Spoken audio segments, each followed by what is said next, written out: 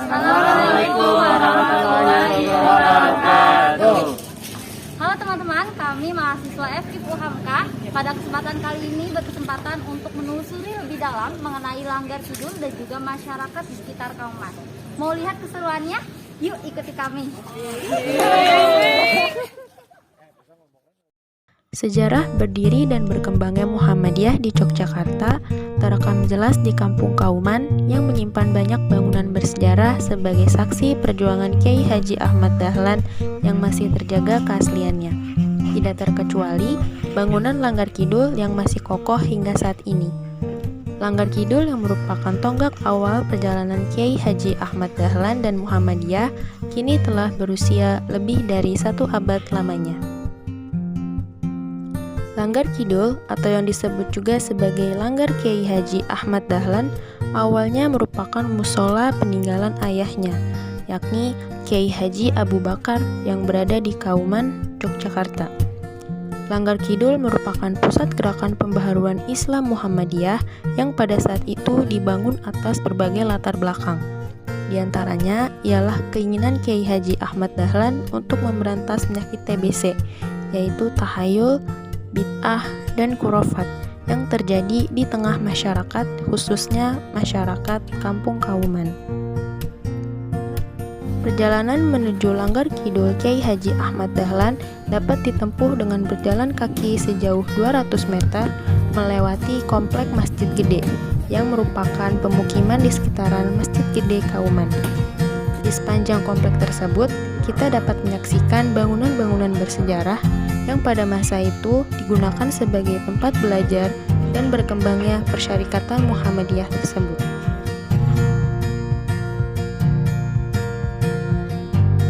Ya baiklah, jadi saat ini kita berada di Kompleks Langgar Kiai Haji Ahmad Dahlan atau sering disebut dengan Langgar Kidul.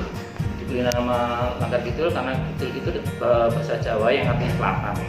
Karena memang di Kampung Kauman ini banyak sekali langgar, ya. Jadi untuk membedakan langgar ini dengan langgar yang lainnya, beri nama dengan Langgar Kidul yang berada di bagian selatan. Nah kebetulan juga ini merupakan langgar yang dibangun oleh Kiai Haji Ahmad Dahlan yang notabene adalah pendiri organisasi kemasyarakatan Muhammadiyah.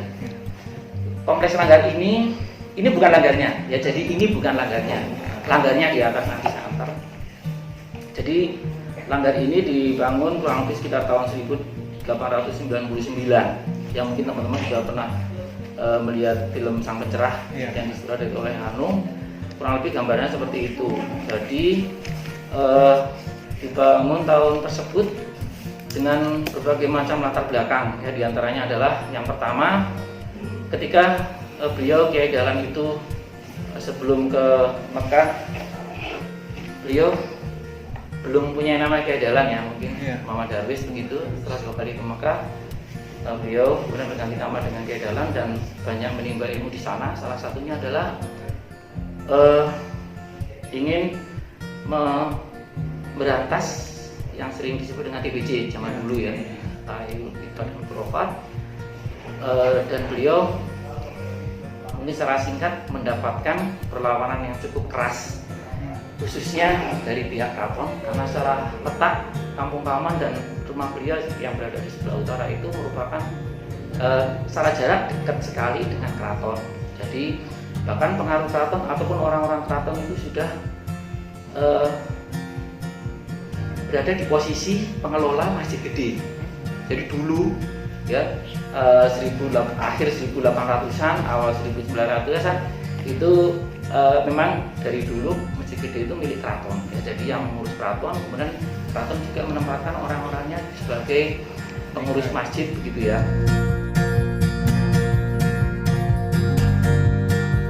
Baik, kita sekarang berada di langgar yang tadi bukan langgar, ya. Kemudian ini seperti yang saya sampaikan, 2010 direnovasi dan hanya mengganti gedek ini di atas sama yang di belakang.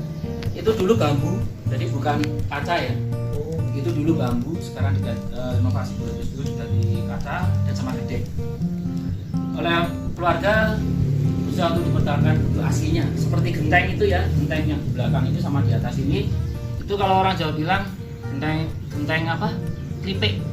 Jadi tipis. Kalau sekarang kan udah diproduksi kayak gitu, ya. itu kan antibeda itu pesan dulu special order begitu ya, karena kan modelnya sekarang udah bagus-bagus ya. Ini apa? Bentuk aslinya. Nah kemudian di sini kita bisa melihat ada kotak putih. Kemudian pengimaman ini masih tetap menghadap ke barat, tujuan untuk memberitahu perubahan arah kiblat. Ya jadi di sini teman-teman bisa melihat, mungkin bisa maju ke depan gitu ya. Kita bisa melihat ini ada garis. Nah di dalam kotak putih ini ada garis. Nah garis lurus ini menghubungkan arah selatan dan utara. Kemudian kalau kita mengambil siku-siku dari garis ini, nanti pasti akan ketemu barat dan timur ya. Bisa kita ambil di sini. Nah kemudian karena beliau belajar ilmu perbintangan, ilmu falak, dan beliau mengetahui bahwa sebetulnya arah kiblat lurus ke arah barat seperti ini, tapi bergeser kurang lebih sekitar 22 derajat ke utara. Nah kemudian beliau menggaris garis ini ya lurus begini. Nah setiap siku-siku dari garis ini nanti akan ketemu arah kiblat atau soft. Nah maka dari itu soft ini miring-miring begitu ya, garis-garis, dan nanti pasti akan siku-siku dengan garis yang menuju ke arah kiblat. Jadi kalau kita lurus melalui garis lurus ini akan sampai ke Mekah atau arah kiblat yang menghadap ke arah barat. Ini maaf menghadap ke barat. Jadi untuk memberitahu perbedaannya. Iya. Kalau masjid-masjid sekarang mungkin langsung ke kiblat mungkin ya, saya juga nggak begitu perhatikan. Nah ini digores oleh beliau. Saya dulu juga ngaji di sini nggak menyadari, pokoknya ngaji, main, guyon-guyon terus pulang gitu ya. Jadi nggak malah ternyata beliau menggores ini sebagai informasi pembenaran arah kiblat. Ini yang masih asli. Kalau sekarang ini seperti yang kita sampaikan tadi, kalau pamor dengan TPA karena menyasar anak-anak begitu ya. Dan Langgari ini sekarang hanya untuk tahfidz begitu ya, hanya akhir pekan karena keterbatasan beberapa hal. Kemudian dan biasanya untuk persiapan dari besar tempat berangkat ya itu aja. Sebenarnya kasihan juga. Yang cuma untuk tahfidz sama kalau udah sekitar sini mau rapat-rapat di tempat ini.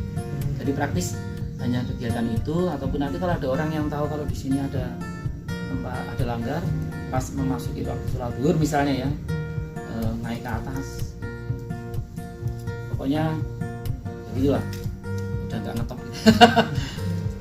Itu eksistensinya seperti itu. Nah, gimana teman-teman? Seru kan?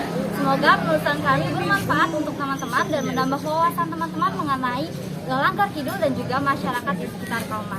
Sekian dari kami, sampai jumpa di lain kesempatan. Wassalamualaikum warahmatullahi wabarakatuh.